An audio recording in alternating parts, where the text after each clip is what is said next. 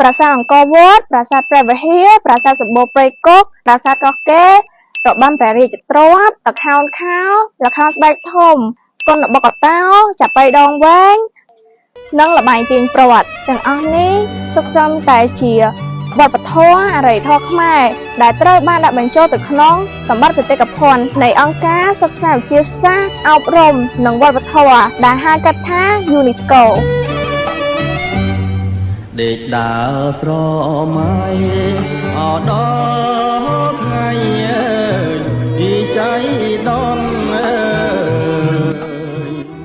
ក្នុងការកម្ពុជាយើងចូលនៅក្នុងសមាជិកអង្គការសហជីវជាតិនៅថ្ងៃទី3ខែកក្កដានៅសតវត្សទី20ចូលនៅក្នុងសមាជិកនៅអង្គការនេះ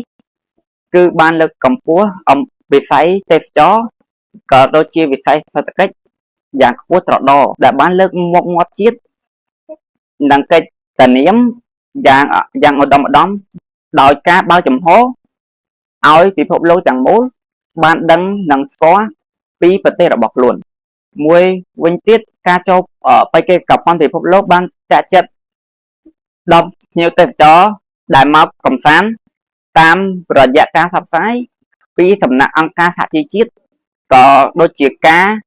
ផ្សព្វផ្សាយតាម website ឬ page នានាដែលធ្វើឲ្យចំណូលជាតិមានការកើនឡើងជាលំដាប់មិនតែប៉ុណ្ណោះការដាក់បញ្ចូលនេះជាមូលដ្ឋានដ៏ល្អសម្រាប់ចងជាកម្រងឯកសារក្នុងការដែលឲ្យបរទេសយុវជនចំនួនបន្តបន្ទាប់បានសិក្សាជ្រាវពីបណ្ដុំឯកសារផ្សេងៗរបស់ខ្មែរកាន់តែស្គាល់ច្បាស់និងលម្អិត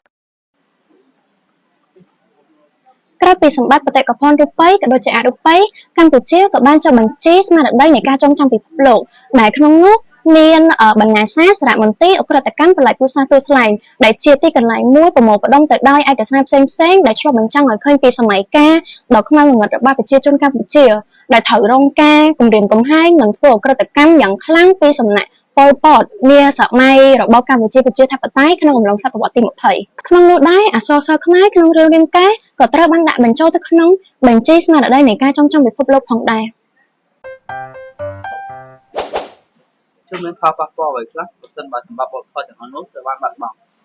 ចង់ដឹងមែនទេបាទទៅទស្សនាបន្តទៀតរបស់ណាក៏ដោយឲ្យតែកើតមានឡើងនៅលើពិភពលោកអាចបាត់បង់ទៅវិញបានដែរតើសំខាន់តើការបាត់បង់នោះមានផលប៉ះពាល់តិចឬច្រើនដូចជាយើងបានដឹងអញ្ចឹងការដែលបាត់បង់នៅសម្បត្តិវប្បធម៌ជាតិធ្វើឲ្យប្រទេសជាតិនោះគ្មានប្រាក់ចំណូលនិងបាត់បង់ប្រាក់ចំណូលមួយផ្នែកធំនឹងធ្វើឲ្យប្រទេសជាតិនោះគ្មានភ្ញៀវទេសចរមកទស្សនាឬមកលេងកម្សាន្តតែប្រទេសមួយខ្លះជាប្រទេសឯកោហាក់បីដូចជាជាតិខ្លួនរស់នៅតែឯងគ្មានអ្នកដឹងឮនិងបានស្គាល់ពីអរិយធម៌របស់ខ្លួនមួយផ្នែកធំនៃប្រទេសកម្ពុជាពឹងផ្អែកទៅលើវិស័យទេសចរនិងវិស័យសេដ្ឋកិច្ចចឹងបើ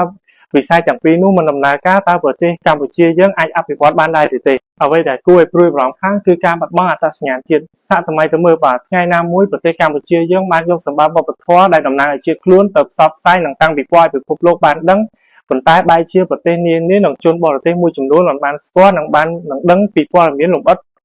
របស់សម្បត្តិទាំងអស់នោះក្នុងការចូលរួមថែរក្សាសម្បត្តិបេតិកភណ្ឌជាតិទាមទារឲ្យយុវជនយុវនារីក៏ដូចជាប្រជាពលរដ្ឋខ្មែរគ្រប់រូបចូលរួមថែរក្សាសណ្ដាប់ធ្នាប់សាធារណៈមិនបោះចោលសម្រាមផ្ដេសផ្ដាសរក្សាបរិស្ថានឲ្យបានស្អាតនិងមានផាសុកភាព